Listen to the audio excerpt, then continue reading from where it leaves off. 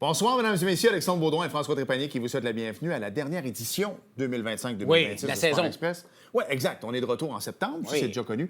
Hey, François, je vais prendre 10 secondes tout de suite, remercier Office Tourisme Montérégie, Location avec ses crédits, nos employeurs. Oui, absolument. Parce qu'on gagne quelques sous à faire ça, mais c'est pas notre job à temps plein. Oui. Et on tourne le mardi après-midi, donc nos employeurs Merci. qui nous laissent semaine après semaine venir tourner, venir avec notre deuxième famille ici, la gang de la télévision. Un gros merci. C'est bien dit, Alex. Non, mais je tenais à le dire. Oui, ben oui. Hey, François, félicitations à ton gars. Oui, les Black Panthers qui ont remporté les grands honneurs de la saison et les tirés avec une fiche parfaite de 17 victoires, aucune défaite. Alex, on voit les images à l'écran. Bravo aux entraîneurs Nicolas Ryan, Jason Guillet et Jean-François Milla. Et aux joueurs Arthur Choquette, Enzo Milla, Evan Guy, Isaac Guillette, Théo Boutin, Vincent Pelletier, Lady Ryan, Alexis Gagnon et bien sûr Victor Trépanier.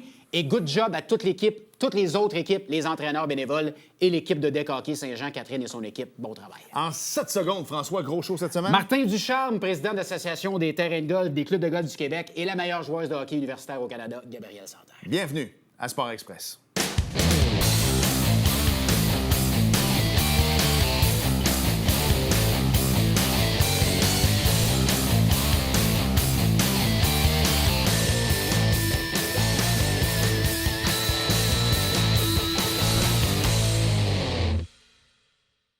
Ah, François. Moi, écoute, le Grand Prix de Montréal, c'est un peu le début de l'été, je Oui. te dirais. Mais le golf peut commencer quelques semaines avant ça. Mais là, ça a été assez difficile. On reçoit un bon chum à nous, Martin Ducharme, qui est le président de l'Association des clubs de golf du Québec. Salut, Martin. Salut Martin. Bonjour, d'avoir messieurs. accepté C'est un honneur l'invitation. d'être là pour votre dernière de l'année. Content que tu sois là. Très content aussi. T'es bronzé. Donc, visiblement, toi, comparativement à nous autres, t'as peut-être eu le temps de jouer une coupe de ronde, mais tu devais avoir... On va revenir à l'association dans pas long, parce que comme François disait hors d'onde, c'est important que les gens sachent qu'est-ce que ça mange en hiver. Mais tu devais avoir hâte que le mois de mai finisse, ou du moins, il aurait pu faire un petit peu plus beau. Effectivement, c'est historique. Hein? Ce qu'on a vécu, avril-mai, c'est historique. Là. On n'a jamais vu ça depuis 50 ans. Là. OK? Beaucoup de pluie. On parle de 40 jours de pluie. C'est quand même, là, dégueulasse, c'est ouais. beaucoup. Là, Sur c'est énorme. 60 à peu près? Une fin de semaine de beau temps. Et puis, c'était pas la meilleure fin de semaine pour aller acheter ses fleurs non plus. Parce qu'après ça, les nuits, il y a eu du gel. Mais par contre, la bonne nouvelle, c'est que juin est extrêmement bien parti. Et puis, les gens ont réussi à se replacer, à prendre le moral, parce que là, le beau temps est là. Tout le monde est de bonne humeur. Mais ça a donné un grand coup à l'industrie du golf, là, ce qui s'est passé au mois de mai. Mais il faut bien comprendre que c'est pas partout à travers la province. Parce que c'est pas tout le monde qui ouvre en même temps. Ouais. Donc, il y en a qui l'ont moins senti, d'autres qui l'ont senti. Ce qui fait mal, c'est au niveau des employés. Les employés ont hâte de commencer à travailler, ont hâte d'arriver au club de golf, tout ça. Puis là, bien, il y a beaucoup d'heures qui ont été coupées.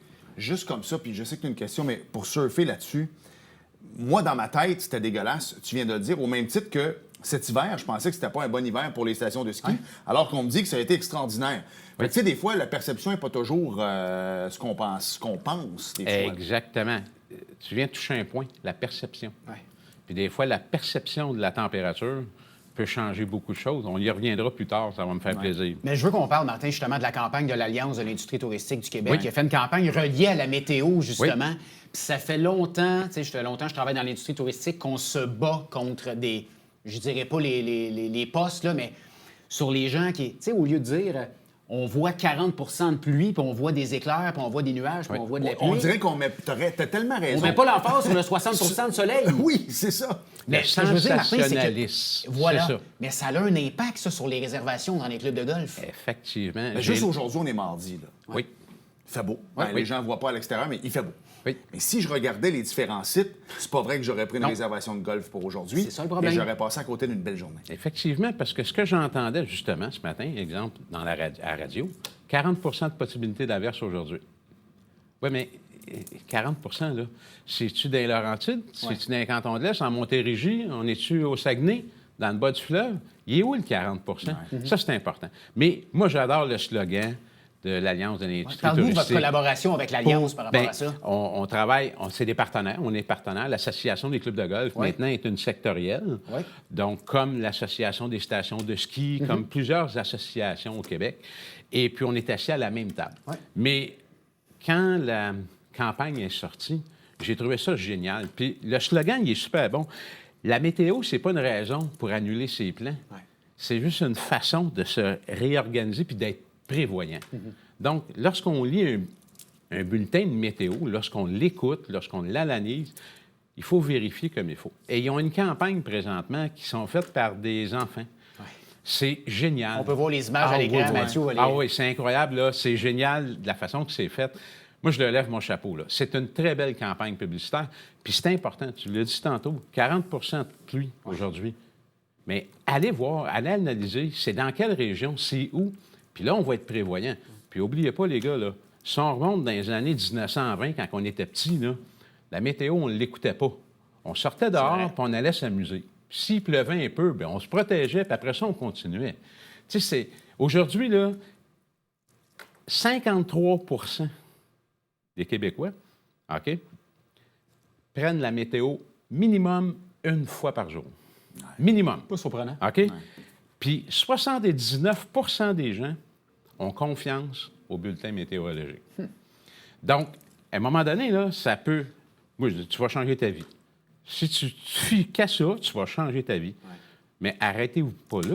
Sortez golfer, là, voyons donc. Là. Hey, ça me fait passer, tu te souviens, la pub de Chiclets avec Albert Muller à l'époque? Ouais. Il va pleuvoir, les oiseaux volent bas. Hein, on est loin en tabarouette des oiseaux. Où les vaches sont couchées dans le champ. Tu sais, ils vont en tomber toute une. Martin, je veux que tu nous parles ce que tu entends chez tes membres, les clubs de golf du Québec, au niveau du no-show. On entend beaucoup les restaurateurs qui se battent pour les no-shows, les gens réservent. Tu sais, vous, c'est des foursomes, les gens réservent pour 4 personnes. Et malheureusement, il fait beau dehors, les gens ne se présentent pas et ne daignent pas prendre le téléphone pour appeler. Où vous en êtes avec ça? L'Association des restaurateurs du Québec, l'ARQ, a fait un très beau travail, une belle représentation. Ouais. La loi est en train de changer, OK? C'est des réservations à 5 et plus. Okay. Et le ministre de la Justice, c'est Bright qui a fait à 5 et plus. Parce que s'il mettait 4 et plus, il venait nous toucher, nous autres. Ouais. Donc, l'industrie du golf aurait profité de cette nouvelle règle-là. Par contre, ça fait 1 an et demi là, que ça tout bord, tout côté, tout le monde parlait de ça. Ça a calmé le jeu. OK. Ça a calmé le jeu indirectement. Ça l'a sensibilisé des gens. Mais des colons, il en restera toujours dans la vie.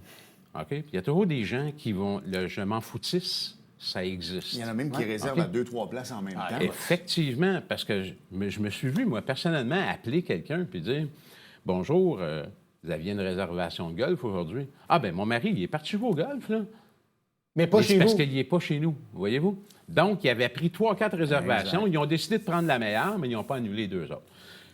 Ça s'en vient. Ça s'en vient. Il va y avoir des choses qui vont être faites, mais c'est beaucoup moins pire que c'était. Donc, il y a une belle sensibilisation. Les gens sont beaucoup plus respectueux. Tant mieux. Et il y a aussi, il ne faut pas... On parlait de météo tantôt, là. Il y a des coupons de remise de pluie, là. Aussi. Ouais. Les clubs de golf sont de plus en plus sensibilisés à ça. On n'est pas là pour écœurer le client, là. Le client, on est content qu'il vienne chez nous. Puis s'il n'y a plus le risque de venir chez nous... Et de dépenser son dollar loisir. Oui, exactement. C'est important, là. C'est extrêmement important parce que le dollar loisir, en 2025, là, il n'y en a pas des millions et des millions, là. OK? Donc, bien, s'il se fait prendre par la pluie, les clubs de golf ont des politiques en place. Il faut juste s'informer. Quelles sont les politiques? Parce que ça peut différer d'un endroit à l'autre. Ouais. Mais les politiques sont là. Ce qui fait que, venez nous voir, même si la température est incertaine, et à ce moment-là, si on se fait prendre, bien, on va pas mettre un... Il y a un arrangement qui va être pris. Puis, je ne veux pas mettre les associations de tennis à dos, là, je veux juste faire une analogie, puis vous allez comprendre, dans le sens qu'une game de tennis, tu as réservé 1 heure. C'est pas ça qui a comme scrappé ta journée. Ouais. Si tu vas jouer au golf, tu avais probablement pris ton mercredi de congé ou ton samedi, madame savait déjà que tu étais pour aller jouer au golf. Donc, madame accompagne maintenant. Hein? Oui, c'est vrai, excuse-moi. C'est vrai. Donc, madame va être là aussi. Oui. Donc, c'était déjà prévu. Oui. Prends ton char, puis vas-y. Au pire, tu auras, désolé l'anglicisme, un rain check, puis tu profiteras. Tu vas peut-être avoir joué 7 trous. Exact. Okay. Et tu profiteras du tourisme de la région. Ouais. Et tu iras manger dans un bon resto, mais tu avais déjà prévu ta journée. Pourquoi canceller? Oui. T'sais? Mais tu touches un bon point. Tu viens de dire, tu profiteras des attraits qu'il y a autour. Okay? Parce qu'il y a beaucoup d'attraits autour d'un parcours de golf. Là. Ouais. Et là, l'industrie touristique l'a réalisé aussi qu'un club de golf, ça fait partie de l'industrie touristique. C'est rendu un moteur économique dans beaucoup de municipalités au Québec. Et ça l'aide beaucoup tous les attraits qui sont autour, que ce soit la petite boutique, le petit café, le vignoble, la microbrasserie, l'auberge, l'hôtel. Ouais. C'est un ensemble maintenant. Martin, je veux que tu nous parles justement de l'association. Oui. Tu sais, tu es président de l'association, qu'on rentre un peu dans quelle est la mission. Tu sais, on parlait tantôt hors d'onde, vous êtes allé faire des représentations au Parlement à Québec. Oui. Vous avez vraiment une mission corporative pour représenter vos membres. Exactement. Premièrement, vous avez combien de membres environ? Au Québec, là, l'Association des clubs de golf, on parle de 140 quand membres même. présentement, 140 clubs de golf. Ouais. Et puis, effectivement, le 21 mai dernier, on était à l'Assemblée nationale avec la table de concertation. Ça, c'est important. Là. La table de concertation de l'industrie du golf, c'est l'Association nationale des propriétaires de terrains de golf, c'est l'Association des professionnels de golf du Québec, c'est l'Association des surintendants de golf du Québec, c'est l'Association des clubs de golf, c'est la Fédération de golf Québec, et il y a Maxime aussi de Golf Canada qui nous accompagnait. Donc, tous ceux qui sont reliés au golf. Exactement. On s'est tous réunis ensemble. La table de concertation, c'est pas la première fois. Là. La table de concertation existe depuis plusieurs années. Le dernier gros travail qu'on avait fait, c'est pendant la pandémie, OK, pour remettre le golf en place. Donc, on avait travaillé tout le monde ensemble. Et là, on est allé le 21 mai rencontrer plusieurs ministères, plusieurs députés, plusieurs adjoints parlementaires pour expliquer c'était quoi l'industrie du golf au Québec et qu'est-ce que ça apportait, l'industrie du golf au Québec, et quels étaient nos besoins. On n'est pas allé là pour demander de l'argent. On est quand même très intelligent. On comprend la structure économique présentement, on comprend l'économie. Là. OK? Mais on était là pour sensibiliser. Allô, on existe, on est là. C'est tant d'emplois qu'on a au Québec, c'est tant de retombées économiques au Québec. On fait partie de l'industrie touristique. Et maintenant, l'environnement, tout ce côté-là. Oui. Donc, on est allé briser des tabous. OK? Parce qu'il y a une perception négative de l'industrie du golf. Le golf, c'est pour les riches. Le golf, c'est juste les riches qui jouent au golf. Puis c'est pas vrai, là. On a 1,2 million de golfeurs, golfeuses au Québec, là. OK? C'est quand même beaucoup de monde, là. Donc, on est allé vraiment... Démocratiser un peu? Oui, effectivement. Et beaucoup de recul sur des chaises en disant « Ah oui, bien voyons donc. C'est ça l'industrie. Oui, c'est ça l'industrie. C'est notre alliance avec le CQRHT, qui est le Centre québécois des ressources humaines en tourisme. C'est notre alliance avec l'ARQ. C'est notre alliance avec l'Alliance de l'industrie touristique, puis avec Tourisme Québec, puis avec le ministère des Sports. Donc, on va tout aller... Donc, toutes les rencontres qu'on a eues, que ce soit le ministère du Revenu, le ministère de l'Environnement, on les a toutes rencontrées cette journée-là. C'était une journée extrêmement chargée, mais tellement positive pour notre industrie. Et c'est important de comprendre aussi que le golf touche tout le monde. Ça va toucher les jeunes, ça va toucher la génération 25-35, mais ça, c'est depuis 2020. Fait que là, c'est la génération 35-50. OK? Ils ont vieilli, là, eux autres. Les aînés, c'est extrêmement important. Le golf est un des sports le mieux pour la santé pour les aînés. Puis n'oubliez pas que c'est extrêmement important pour la santé mentale. Oh, définitivement. Et tu travailles ta santé mentale aussi quand tu joues au golf. Oui. Tu parlais des différents aspects, des différents paliers gouvernementaux. Belle annonce ce matin. Là, les gens le savent, on tourne le mardi avec le Grand Prix de Montréal jusqu'en 2035. La ministre Caroline Proulx qui disait à quel point c'était important d'amener ces devises étrangères-là des États-Unis, d'ailleurs dans le monde, ici au Québec. Caroline a également dit qu'on a tellement failli le perdre, le Grand Prix. On a failli c'est important. également. Et tu sais, je regardais... No disrespect. Mais je me disais, Toronto vont le prendre. Ouais, mais Toronto n'a pas le cachet que Montréal a. Je regardais encore le Canadian Open. Tabarouette, ça avait l'air plate entre toi et moi, alors que l'année passée, je pense que les joueurs en parlent encore, du President's Cup à Montréal, à quel point c'était extraordinaire. Les femmes ont adoré le nightlife de Montréal, les restaurants. Caroline, qu'au Québec, tu sais, le PGA Tour veut revenir. Venez-vous-en, tabarouette. Tu sais, je veux dire, vos événements que vous faites un peu partout au Québec, que ce soit sur les circuits amateurs, sur les circuits professionnels, les gens en parlent, les golfeurs viennent de partout dans le monde. Ils veulent revenir au Québec. Tabarouette, c'est bon, il faut les amener, ces gens-là. Puis, je trouve ça le fun. Tu as fait 2 belles parenthèses. Merci beaucoup, c'est gentil. Où on retrouve sensiblement les mêmes acteurs. OK? On parle de la Coupe des présidents. On parle du Grand Prix du Canada à Montréal. Donc, on parle de la ministre Caroline Proulx. On parle de Yves Lalumière, président de Tourisme Montréal. OK? Ces gens-là, là, c'est énorme le travail qu'ils ont fait. OK? Si on va en amont, pour être capable au niveau de la Coupe des présidents, là, tu sais, oui, il y a de l'argent qui a été injecté, mais ils ont mis de l'argent et les retombées économiques là, sont énormes. La visibilité mondiale, elle est énorme. En fin de semaine, là, je suis passé là, pas loin du circuit, Gilles Villeneuve, puis je disais à ma conjointe, j'ai dit, garde, là, j'ai dit, ce qu'on voit là, le monde entier, présentement, il était 1h30. J'ai dit, le monde entier, présentement, a la même vision que nous. Et c'est incroyable. incroyable. Le monde entier. Dans prime time, là. Un dimanche soir en Europe. Exact. C'est incroyable. Donc, tout ça, ça n'a que du positif. Et je suis content, j'y ai écrit à Caroline Proulx tout à l'heure, quand j'ai vu la nouvelle. On était au courant depuis quelques jours, là, mais là, elle a été officialisée là, une extension de 4 ans. C'est merveilleux, là. C'est merveilleux. Puis moi, je le lève mon chapeau de croire dans ces événements-là, comme la Coupe des présidents, c'est d'avoir cru, puis d'avoir injecté les montants d'argent pour que ça puisse être à Montréal, puis surtout bien tenu. Ouais. Puis les commentaires que les grands Manitou de la Formule 1 ont fait sont merveilleux pour Montréal et pour le Québec. Oui. Là. Oui. On va s'arrêter. Oui. On va continuer. On peut-tu dire, on va golfer là-dessus, on va frapper là-dessus, on va driver là-dessus au retour. Mais dans le sens que, tu sais, François, je le dis souvent là, avec un clin d'œil, dans le sens qu'il est dans le milieu touristique.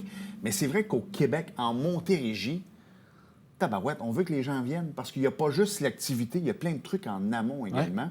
Et là, le beau temps est arrivé. Je veux qu'on parle de ça. Je veux voir comment l'Association des clubs également mettre la région touristique alentour de ça de l'avant également. Donc, on s'arrête et on revient au retour avec Martin. Bougez pas.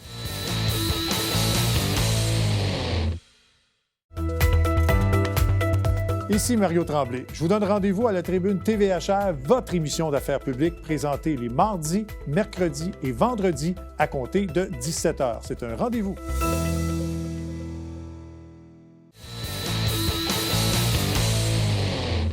Nous sommes de retour à Sport Express et je veux qu'on surfe là-dessus dans le sens de... Parce que le terrain de golf, c'est une chose. Tu sais, comme là, les gens présentement sont à regarder leur disponibilité. Bien, souvent, les gens, les vacances, ils les connaissent, puis on va regarder un petit auberge. On prévoit ce qu'on va faire. Là. On prévoit ce qu'on va faire. Et nous, on s'est dit, bien, pourquoi on n'irait pas en Gaspésie? Puis on regarde le prix des hôtels. Je parlais du Mont-Albert et tout ça, puis 450$ la nuit. Tabaslac, il est mieux d'avoir des affaires à faire alentour. Je veux bien croire qu'une colline à monter, puis je fais 45 minutes de route, puis je m'en vais voir le Rocher Percé. Là, c'est bien le fun, tout ça, mais est-ce que je vais bien manger? Est-ce qu'il y a des attraits touristiques pas loin, autres que le Rocher? Le club de golf, c'est un peu la même chose. Quand je suis arrivé, j'ai fait, bon, vas-tu me donner vas-tu finir par avoir ma passe de saison à Sainte-Julie, pas à la Vallée du Richelieu. À la Vallée du Richelieu. Puis tu me dis en blague, je vais t'envoyer à la Tempête. Parfait. Je vais réserver à la Tempête. À Québec, soit dit en passant. Quel beau club. Oui, ça va me coûter X montant d'argent. Mais rendu là, qu'est-ce qu'il y a alentour maintenant? Parce que c'est bien beau que je dépense.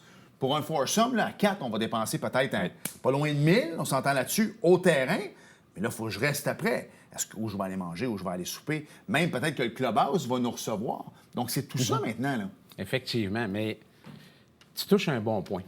On travaille beaucoup. On travaille présentement un projet avec Tourisme Montérégie, Tourisme Canton de l'Est, qu'on veut amener à la grandeur de la province sur une forme de route des golfs.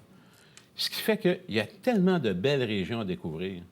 Puis, tu as entièrement raison, là. C'est pas juste le fait d'aller golfer à un endroit. Qu'est-ce qu'on peut faire autour de ça?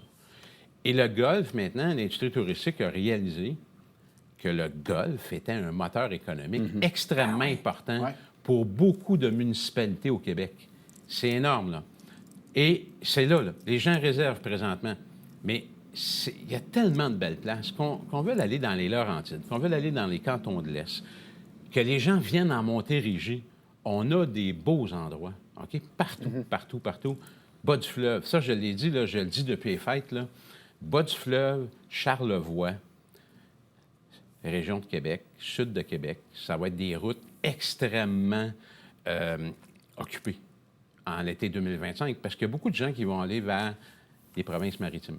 Et on ne veut pas aller aux États-Unis non plus? Non, effectivement. Ça, c'est prouvé. Tous les sondages le prouvent, là. Les gens restent au Québec cette année ou peut-être des provinces limitrophes. OK, Nouveau-Brunswick, Nouvelle-Écosse, des endroits comme ça.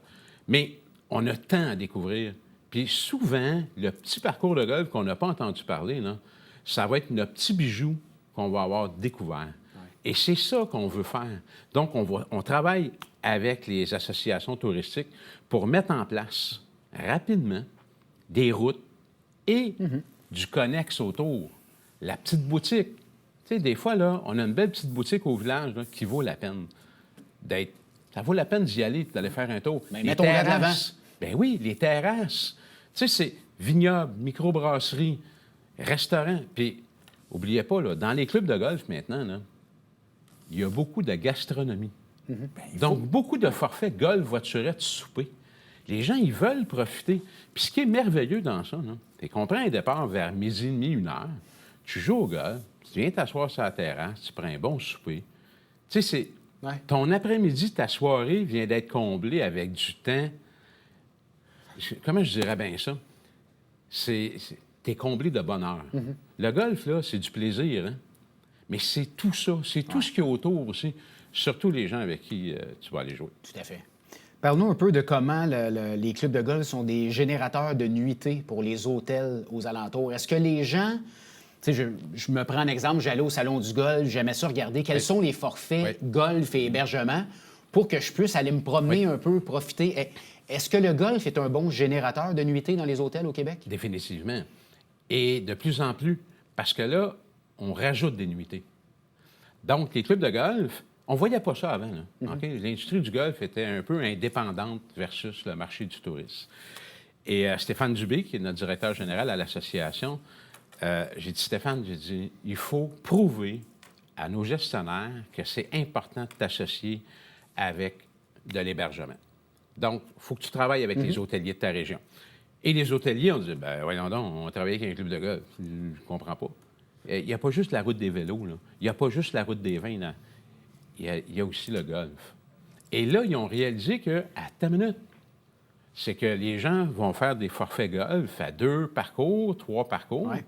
Et là, on tombe dans du 2 nuitées, dans du 3 nuitées.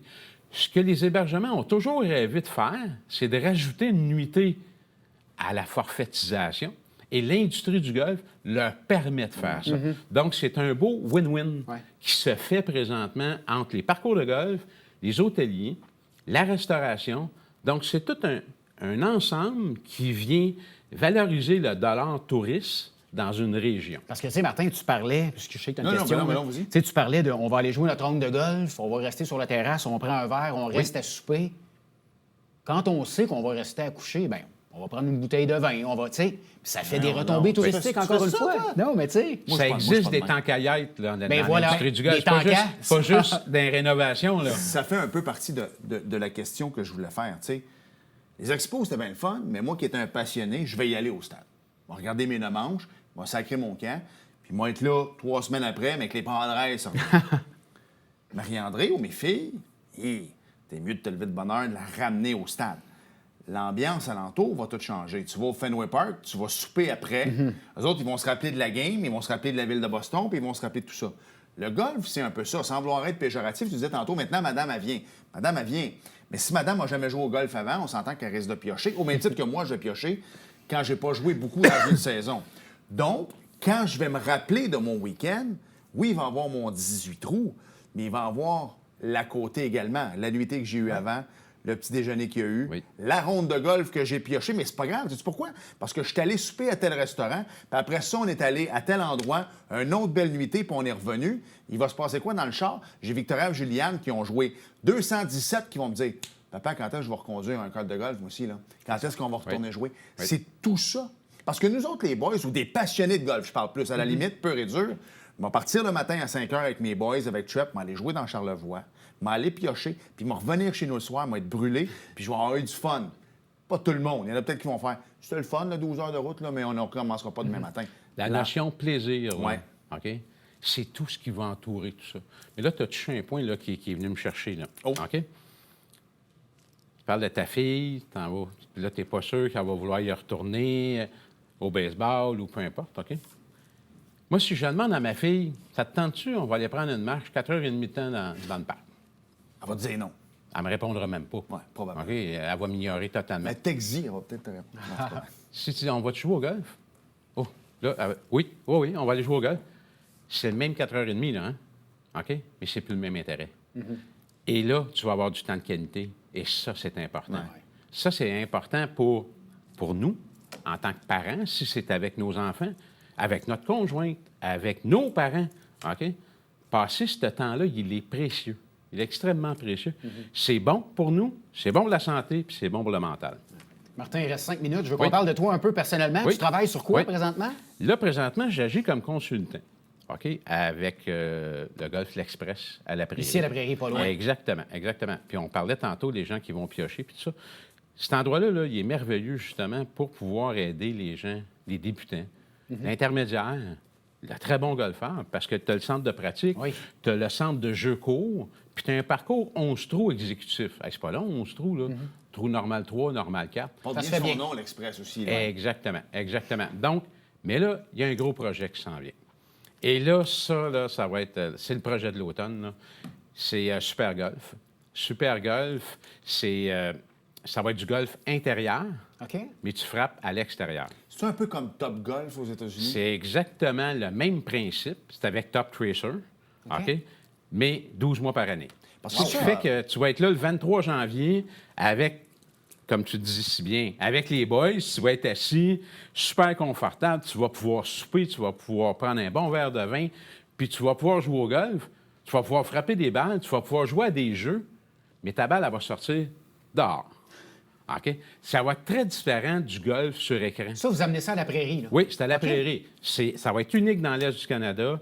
Ça devrait être tout, là, si tout va bien, là, tout devrait être en place pour septembre. Moi, mon travail dans ça, c'est de travailler le corporatif. Donc, les parties de Noël, les petits groupes qui veulent venir faire la fête. Exemple, t'en viens fêter ton anniversaire, vous êtes 24 personnes, on prend tant de baies à ce moment-là. On va tout organiser, le côté corporatif, le côté plaisir.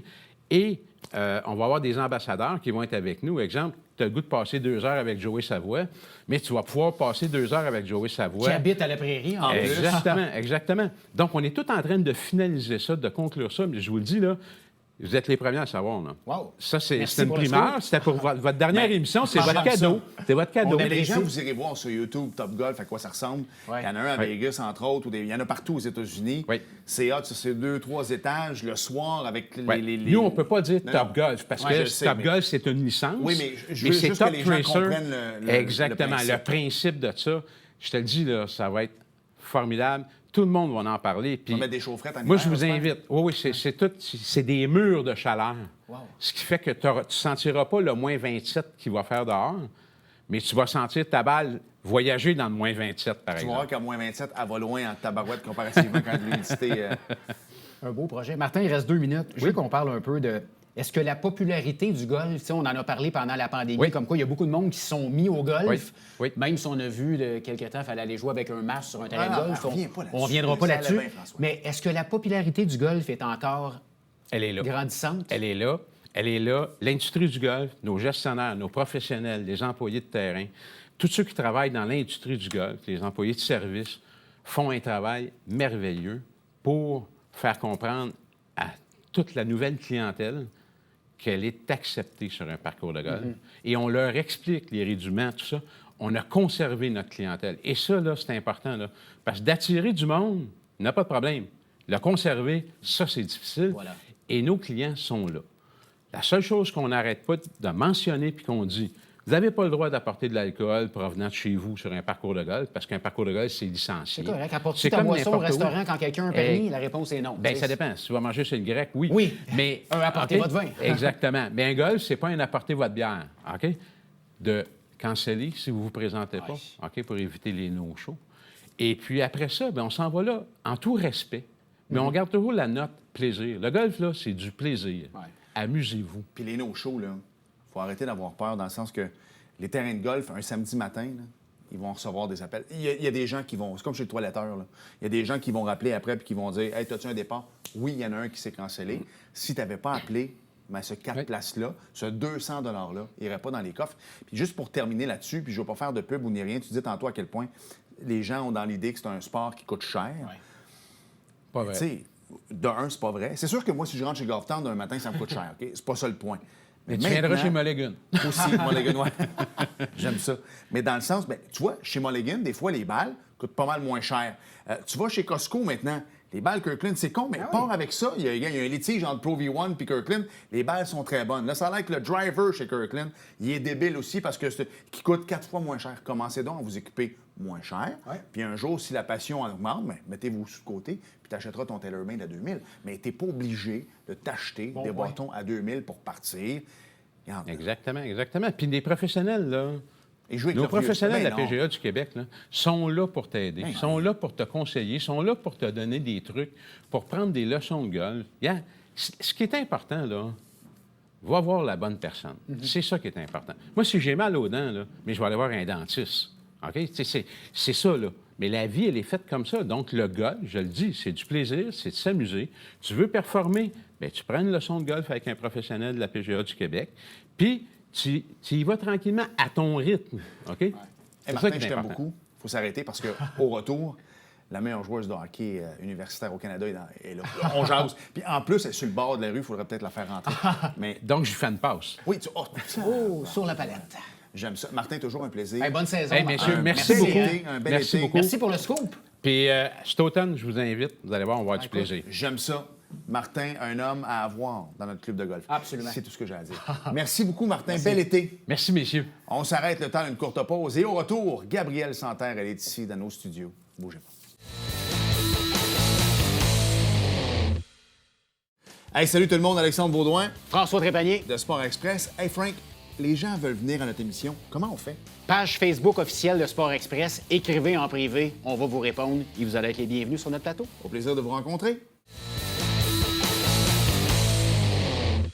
Ah, que je suis content, François. Là, on rentre dans... Ben, en fait, tu sais, là, je suis un gars de hockey féminin parce que ma fille joue au hockey, puis je suis le gouverneur des remparts, puis VP Hockey Richelieu et tout ça. Mais ceci dit, c'est qu'une des meilleures athlètes, en fait, la meilleure joueuse de hockey universitaire au Canada, elle est de la région du Haut-Richelieu. Bien sûr. Et elle est dans nos studios. Gabrielle Santerre, salut. Allô, Salut, enchanté. Merci de me d'avoir accepté recevoir. l'invitation. Merci. On va parler un peu de ton parcours parce que tu as joué avec les filles. Après ça, tu es venu jouer ici à PML, je pense. Ouais. C'est ça. Après ça, tu es revenu au rempart jouer ton Midget 3 avec nous autres.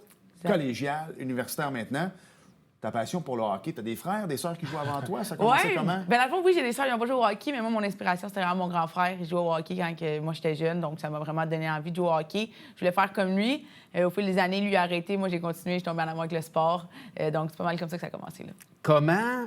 Tu sais, on s'entend, c'est plutôt rare, moins maintenant. Mais tu sais, quand tu étais plus jeune, de dire, ben moi, je m'intéresse au hockey, je veux jouer au hockey, je vais jouer avec les gars, il n'y a pas beaucoup de filles.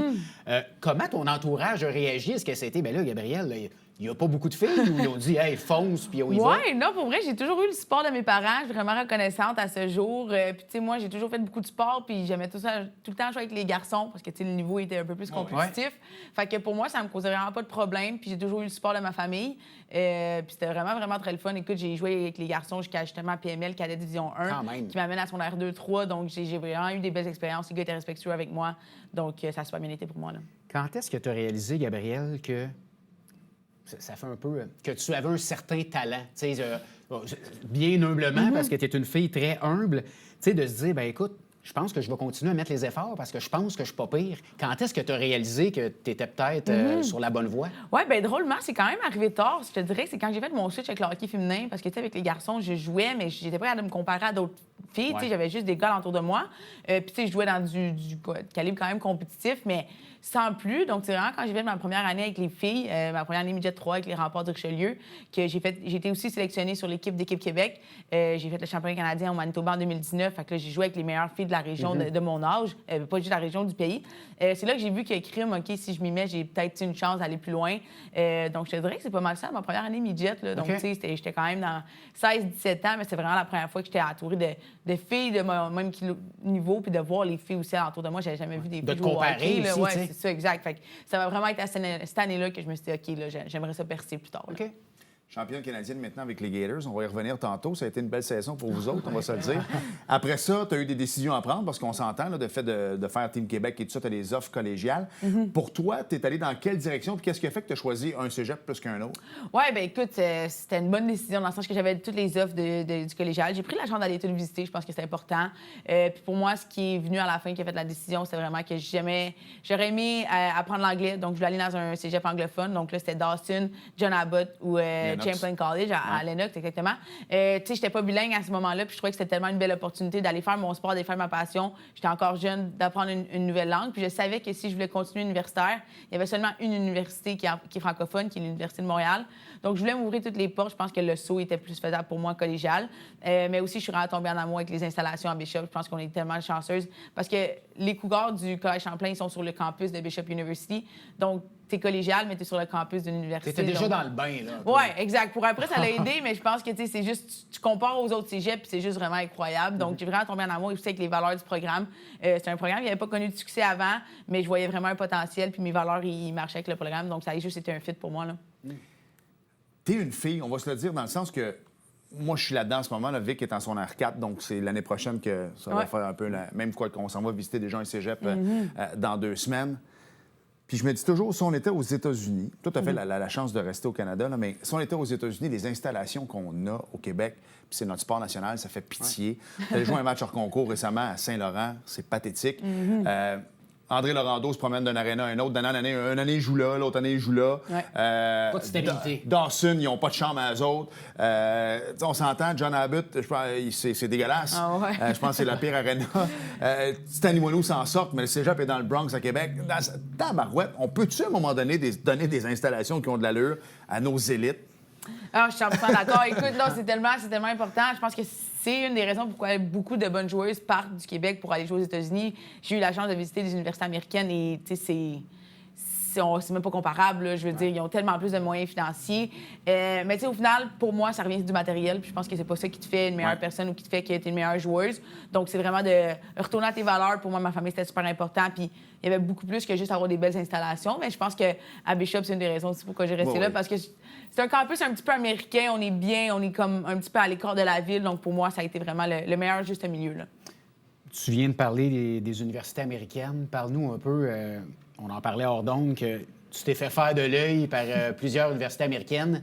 On parle de bourses d'études complètes, de full scholarship. Ça vaut beaucoup de sous aux États-Unis. Ouais. Peux-tu nous parler un peu de comment les équipes t'ont approché, comment ils ont essayé de te convaincre, puis finalement, pourquoi tu as fait le choix de rester ici? Oui, 100%. Bien, écoute, j'ai eu des visites complètes à Clarkson University puis à Colgate University, qui est quand même 2 universités vraiment reconnues en NCAA Division 1. Écoute, ils mettent le paquet hein, aux États-Unis. Ils sont vraiment, vraiment agressifs dans leurs visites. Puis ils veulent que tu viennes. T'sais, ils me rappellent, ils avaient payé tout l'hôtel, ils payent le souper, ils t'envoient une lettre par la suite, ils te font une vidéo. Ils vont vraiment à Clark. Fait que c'est sûr que je ne vous mentirais pas quand je me rappelle, je suis allée en fin de semaine avec ma mère pour visiter à Colgate University. Puis quand je suis revenue de là, j'avais les cœurs dans les yeux. Là. Dans ma tête, je m'en allais là, puis c'était confirmé, puis c'était Colgate que je m'en allais. Mais quand j'ai laissé la poussière tomber, j'ai réalisé que, OK, c'est-tu vraiment là que je veux m'établir? C'est-tu vraiment là que je veux faire mon réseau de contacts? Est-ce que c'est vraiment à cause de tout ça que je deviendrai une meilleure joueuse? Puis que, il y en a plusieurs qui me disaient, si tu veux aller jouer avec Hockey Canada, ben t'as pas le choix d'aller à NCAA. Si tu veux te faire reconnaître, t'as pas le choix Puis on dirait que j'ai tout le temps eu dans le moi de défier un peu les normes ou les standards que tout le monde fait. Puis je ressentais en dedans de moi que le fameux rêve américain que tout le monde parle était peut-être simplement pas le mien. Comme j'ai dit tout à l'heure, pour moi, c'était de retourner à mes valeurs. Ma famille, c'est super important. Puis je voulais un défi. Je voulais quelque chose qui sortait de l'ordinaire. Je voulais quelque chose qui me sortait de ma zone de confort. Puis je pense que d'aller dans un programme qui était jeune, avec seulement 3 ans d'existence, pour moi, c'est un bon défi. Puis ça me permettait de mettre mes habiletés de leadership en vigueur. Puis c'est ça que je recherchais. Là. C'était vraiment un défi pour me pousser à être la meilleure version de moi-même puis pousser mes coéquipières aussi à le devenir. Là. Dans le fond, ce qu'on peut lire un peu de ce que tu dis, c'est que du côté des États-Unis, on va essayer de venir vous chercher par le paraître un peu. Hein. Voici les installations, voici les coachs, voici avec qui tu vas jouer, voici comment tu vas être traité, voici les sous que tu n'auras pas à payer.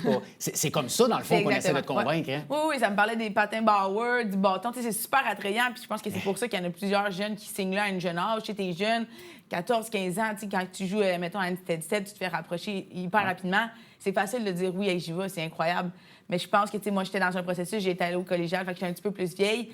Puis ouais, je pense que, c'est ça, c'était de revenir à la base pour moi, puis c'est pas le matériel qui va m'amener vraiment le bonheur. Je pense que c'était de voir au-delà de tout ça. Mais ça n'a rien enlevé au programme. Je pense que c'est quand même des super belles expériences. Puis c'est propre à chacune. Là. Mais c'est là, je sais que tu as une question. Non, mais... C'est là que tu vois que le rêve américain, cette expression... C'est le rêve. C'est le rêve, Oui, hein? Oui, vraiment. Mais tu sais, c'est ça. Je connais plusieurs joueurs qui sont allés, puis et là, ils veulent revenir. Ça peut devenir un cauchemar. C'est un peu la problématique, sans parler de Stansted, Bourget et compagnie, puis c'est correct, c'est des bons programmes. C'est qu'ils vendent le rêve, puis ils vendent le rêve qu'on va te placer l'autre bord. Mais là, le problème qui arrive en ce moment, c'est que ces filles-là ne se font pas placer et reviennent collégiales Division 1. Alors là, le papa a payé 40 000 50 000, 60 000 sur 3 ans pour revenir jouer aux Patriotes de Saint-Laurent. No disrespect envers personne, mais on est loin de Colgate et de Clarkson. Oui, exactement. Puis ça arrive vraiment, vraiment souvent. Je le vois même du côté féminin, des amis que je connais qui vont puis qui veulent revener. Ah, il m'avait promis que j'allais jouer, il joue pas. En tout cas, ça peut arriver partout, mais tout ça pour dire que je trouve qu'aux États-Unis, c'est beaucoup sur uniquement la joueuse qui a été, le matériel et tout, mais tu sais, ça va pas chercher vraiment la personne. Tu sais, pour moi, c'est comme, ah, t'es vraiment, vraiment une bonne joueuse, on te veut, mais est-ce que tu me connais vraiment moi? Je pense que c'est là que Bishop est vraiment venu me chercher. Il est venu me chercher en tant que personne, en tant que leader. Puis c'est ça qu'ils voulaient que j'amène leur programme, puis pour moi, ça a été un fit.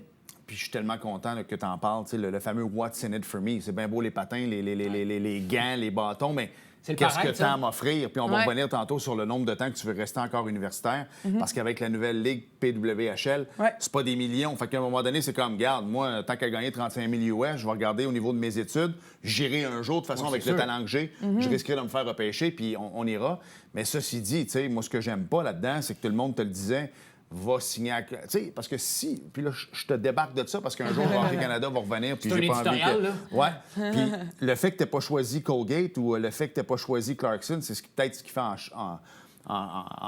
fait en sorte qu'elle n'est pas invitée à Team Canada. Et pour moi, c'est inconcevable que la meilleure joueuse de hockey universitaire canadien ne soit même pas daigné d'être invité à Team Canada. Ça, Gabriel, tu n'avais peut-être pas écouté l'émission, mais quand les sélections ont lieu, Alex avait fait une montée de lait sur... C'est juste là-dessus. No disrespect, puis rien contre Marie-Philippe Poulin. Au contraire, elle a amené le programme canadien ailleurs. C'est pourquoi la PWHL marche si bien au Québec. C'est à cause de elle. Mais les États-Unis, ils ont fait le virage jeunesse que le Canada n'a pas fait. Il est là, le problème. Non, mais c'est ça pareil. La moyenne d'âge de Team Canada, tu le garderas, là? C'est pas mal plus élevé que la moyenne d'âge au niveau américain. Ça sera peut-être fun de faire un petit appel à Mme Santerre ici, qui est dans la fleur de l'âge. Pour pire, ça le fait pas, le club, là. Elle reviendra dans 3 ans puis dans 4 ans. C'est tout. Mais quand tu n'invites pas la meilleure joueuse de hockey universitaire canadien à ton camp, c'est inacceptable. Je tiens à mentionner que vous vous êtes pas parlé avant l'émission. Non, elle ne sait pas. J'ai même dit, je vais en parler, mais je te mettrai pas là-dedans. C'est ça pareil. Ceci dit, on parlait de la PWHL quand même. C'est important de savoir. C'est le rêve, mais en même temps, c'est un rêve de comme, regarde, je veux jouer professionnel, mais je veux jouer professionnel pas à n'importe quel prix. Donc, toi, tu me dis, donc, attends, là, c'est bien beau le Frost ou peu importe, mais je vais finir mes études puis je vais y aller après. Bien, tu sais, c'est sûr que quand ça sortit, c'est super excitant. Puis là, mon Dieu, je vais y aller vite, vite, vite. Mais c'est ça, en parlant avec mes coachs, en parlant avec mon agent aussi, je pense que comment ça fonctionne du côté féminin, c'est que c'est toi qui te mets éligible au draft. Donc, théoriquement, c'est moi qui déciderai n'importe quand. J'ai donc, pas d'année. Tu pourrais décider, tu aurais pu décider cette année, je suis éligible. Oui, à 100 Mais la règle, c'est ça. C'est que si tu es éligible et tu n'es pas repêché, bien, tu peux pas retourner universitaire. Ah ouais, donc, c'est un bon gambling. Puis, comme on en parlait aussi, tu sais, pour le moment, c'est pas des millions. Puis, je pense que c'est important pour moi de finir mon diplôme, d'aller chercher mes études. Puis, il n'y a pas de ligue en ce moment de développement en dessous. Hein. Donc, c'est comme vraiment la ligue universitaire qui fait que tu peux te développer. Donc, pour moi, je le vois juste comme des années de développement. Je vais aller chercher mon plein potentiel. J'ai tellement encore à apprendre. Donc, je suis pas pressée. Écoute, je pense que je fais confiance en les choses. Je vais faire confiance au processus. Puis, quand il viendra le temps, bien, je vais être prête pour me mettre éligible. Gabriel, juste tu nous parles un peu. C'est sûr qu'il y a des jeunes filles qui regardent l'émission, sûrement des joueuses de hockey qui ont peut-être l'ambition d'aller jouer universitaire comme tu joues. Parle-nous un peu de la conciliation études, ton sport, comment ça fonctionne, les heures d'entraînement versus le temps que tu étudies. Parle-nous un peu de ton rythme de vie. Oui, bien écoute, c'est assez chargé. Je pense que dès que tu es au hockey ou n'importe quel sport, dès que tu es une athlète universitaire, il faut que tu aies beaucoup de discipline, beaucoup d'organisation. Écoute, on est sur la glace pratiquement tous les jours. Ça, c'est sans compter les entraînements dans le gym, qui est 2 à 3 fois semaine, plus les matchs les fins de semaine, plus 4 à 5 cours par session. Fait que, tu sais, je pense que c'est beaucoup de temps, mais quand tu es passionné, comme la plupart d'entre nous, ça se fait super bien. Puis écoute, moi, je dis tout le temps que je me sens privilégiée d'être dans une équipe universitaire puis de faire des études dans lesquelles j'aime. Donc, tu étudies en quoi? En psychologie puis en sport studies, qui est l'étude des sports. Donc, j'aimerais vraiment merger la psychologie sportive. C'est ça qui m'intéresse. Qui est très important en 2025. Et vraiment, il est très sous-estimé aussi, je trouve, sur les athlètes. On va se le dire. Et c'est là, puis il reste 40 secondes. Le hockey féminin puis le hockey masculin, dans le sens que tu droppes la rondelle, puis c'est celui qui fait le plus de buts, puis c'est les mêmes hors-jeux, puis c'est les mêmes affaires. Puis dans la PWHL, ils ont amené la mise en échec et tout ça. Ça se ressemble. Mais ça se coach pas de la même façon. Et c'est là qu'on a une problématique des fois. Même nous, au Rempart, t'as beau aller chercher le coach que tu veux qui arrive du masculin, qui arrive dans une chambre féminin, là. C'est pas la même affaire. Complètement différent, je suis d'accord. Mais c'est ça, je pense que c'est un challenge des coachs d'aller chercher ça, d'aller voir les différences. Puis moi, je l'ai vécu avec les gars. Quand j'arrive avec les filles, j'ai fait le saut. Il y en a qui pleurent un petit peu plus, c'est plus émotionnel. Il y a vraiment une différence. Puis c'est pas que c'est mal ou c'est pas mal, c'est juste que c'est tellement différent. Le gars, tu vas dire qu'est-ce qu'il n'a pas fait de bien, OK, il va le partir. Puis, tu sais, je mets toujours l'exemple de les tirs de barrage. Tu sais, quand tu vas un tir de barrage avec une équipe de gars, tout le monde veut y aller, tout le monde veut y aller. Les filles, c'est comme non, moi, je veux pas y aller. Tu sais, c'est tellement. Ils veulent jouer les héros, les filles. Oui, c'est vraiment. Il n'y a aucune. Ouais, c'est ça. Fait qu'il y a beaucoup de différences, mais je pense qu'un bon coach peut s'adapter quand même. Là. On s'arrête le temps d'une courte pause. Je veux, parce que tu es quand même rendu une jeune vétérante aux Gators, puis je veux qu'on parle, parce qu'on s'entend. Quand tu arrives au Carabin, les yeux sont rivés vers Gabrielle Santerre. Et là, on parlait d'Anne-Sophie Bertrand, tantôt, je la salue, mais quand une nouvelle arrive aux Gators, les yeux sont sur Gabrielle Santerre. Donc, je veux savoir comment tu vis ça un peu, pas cette espèce de, mettons, d'aura-là, mais c'est ça quand même. Donc, on s'arrête le temps d'une courte pause et au retour, Gabrielle Santerre. Bougez pas.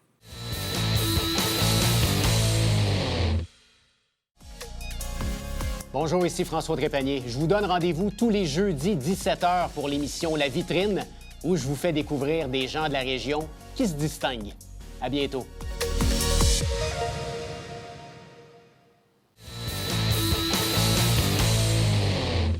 Nous sommes de retour à Sport Express avec Gabrielle Santerre. Gab, on en parlait avant la pause, dans le sens que jeune vétérante et tout ça, bien établie à Bishop. Et là, il y a des jeunes qui montent. Anne-Sophie Bertrand, j'en parlais, qui arrive de Lennox, qui a un peu le même suivi que toi. Ça pousse. Ça pousse. Elle s'entraîne avec toi maintenant. Ces filles qui arrivent universitaires, là, c'est sûr qu'en plus, si elles arrivent dans une équipe championne, on s'entend, cette année, vous êtes les championnes canadiennes. Félicitations, d'ailleurs. Merci.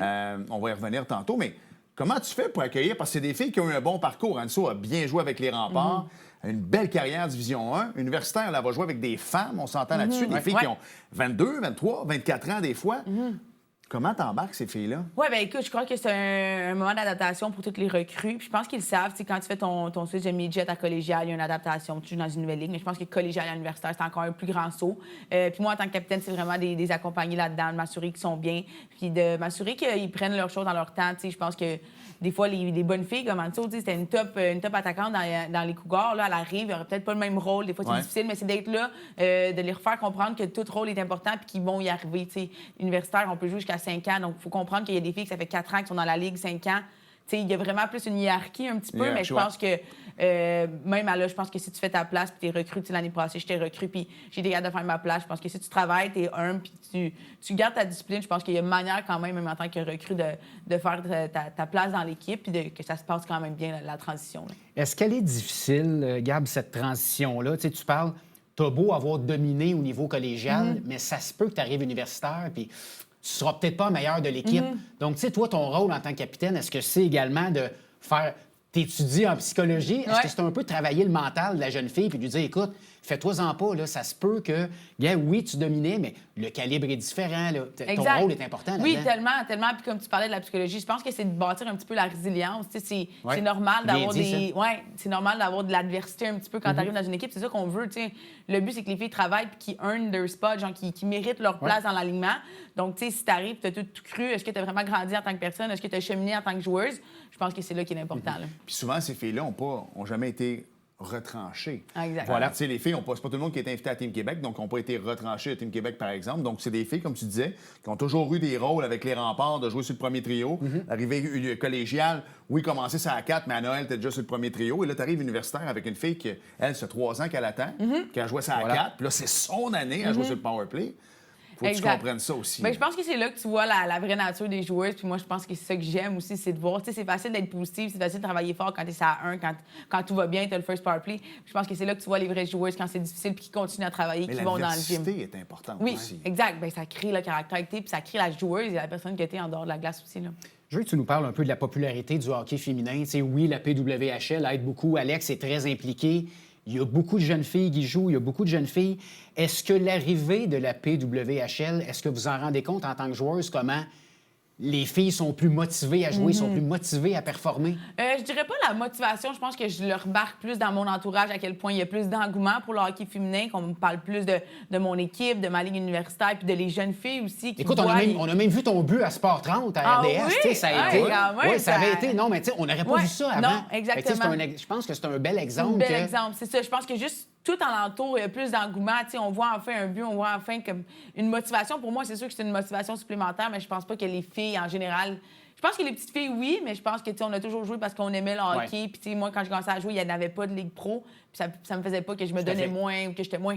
J'ai toujours été passionnée du hockey. Là, c'est juste le fun parce qu'il y a enfin un dévouement après. Ouais. Tu es dans le réseau anglophone, puis tu sais, j'en parle souvent parce que ma fille aussi va dans le réseau anglophone. Fait que j'ai le même problème que toi en ce moment de regarder des cégeps anglophones parce que ma fille, écrire en français, c'est difficile. Ceci dit, le sentiment d'appartenance dans le réseau anglophone est beaucoup plus fort que dans le réseau francophone. Puis on le voit un peu. Votre réseau universitaire à Bishop, tout le monde en parle, tout le monde en parle, tout le monde en parle. Tu sors de là, plus tough un peu. Au foot, même affaire. Oui, je veux dire, la ligue universitaire football est très bonne. Là, que tu regardes, les Carabins, le Noir et Or, à Laval, le Rouge et Or et tout ça. On dirait que ça a de la misère à attirer les foules, tandis qu'aux États-Unis, là, le basket américain, au niveau WNBA, fait une grosse job. Ça a pris des Caitlin Clark et tout. Faudrait vous publiciter. Regarde, là, dans la fleur de l'âge, ça parle bien.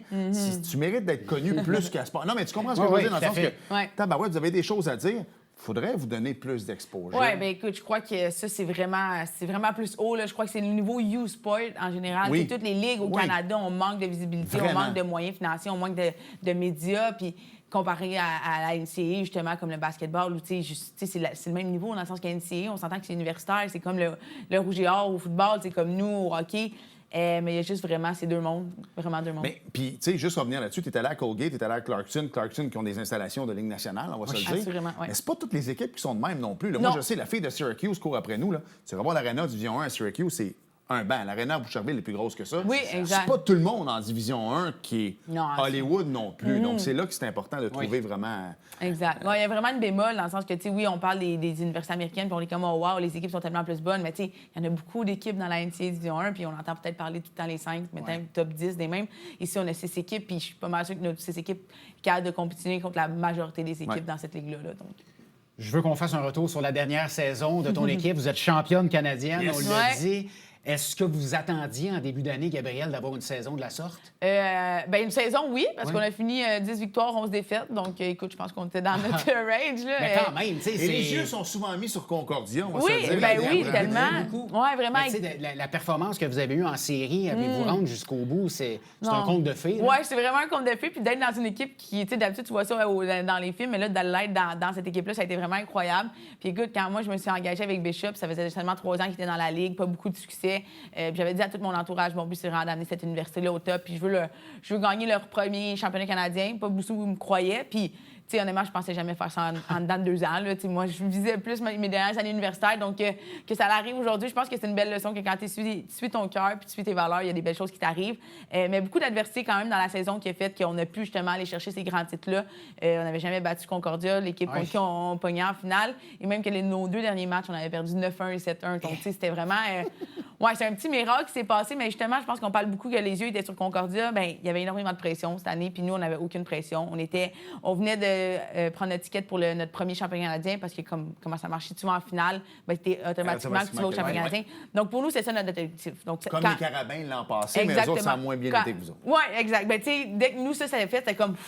notre objectif est accompli. T'sais, on voulait vraiment aller à notre premier championnat canadien en tant que programme. Ça, c'était fait. Puis après ça, on a juste été jouer au hockey, puis on a eu du fun. Puis je pense que Concordia a eu beaucoup, beaucoup de pression. Puis tu sais, c'est tout en leur honneur. Ils ont bâti vraiment quelque chose de solide.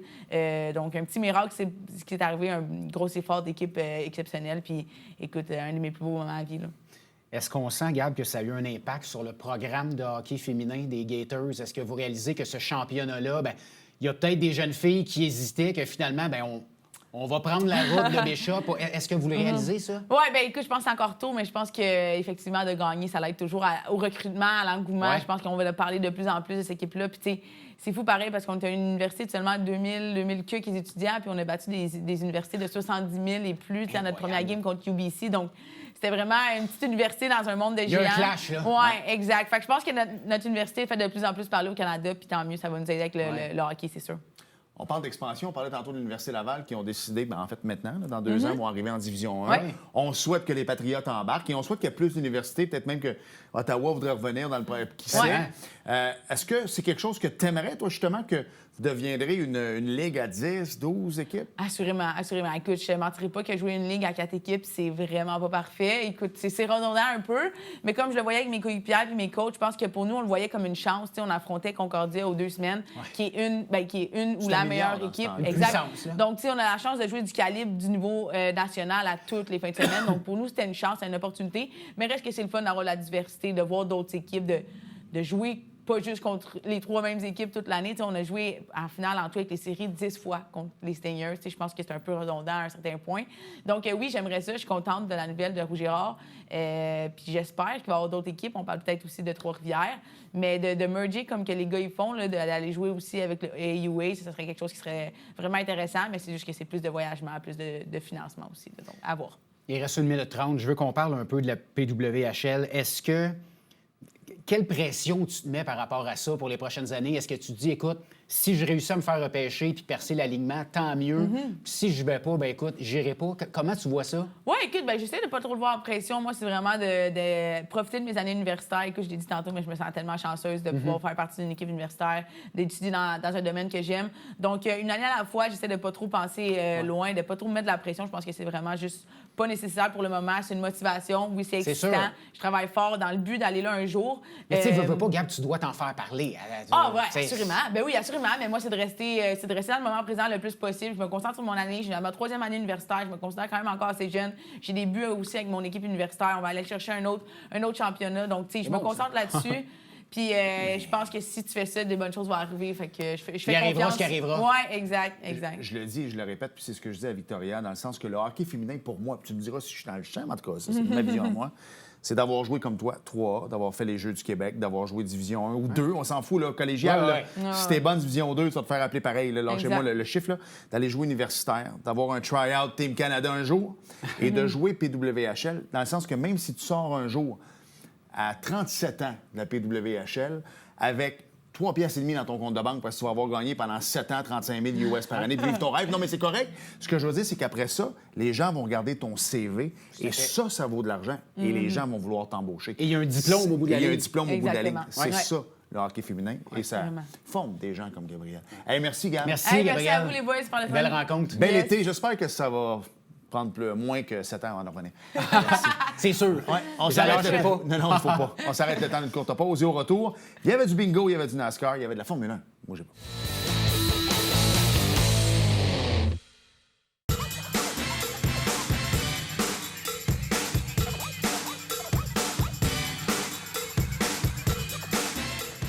Dimanche, 9h30, Télé Bingo. On vous attend.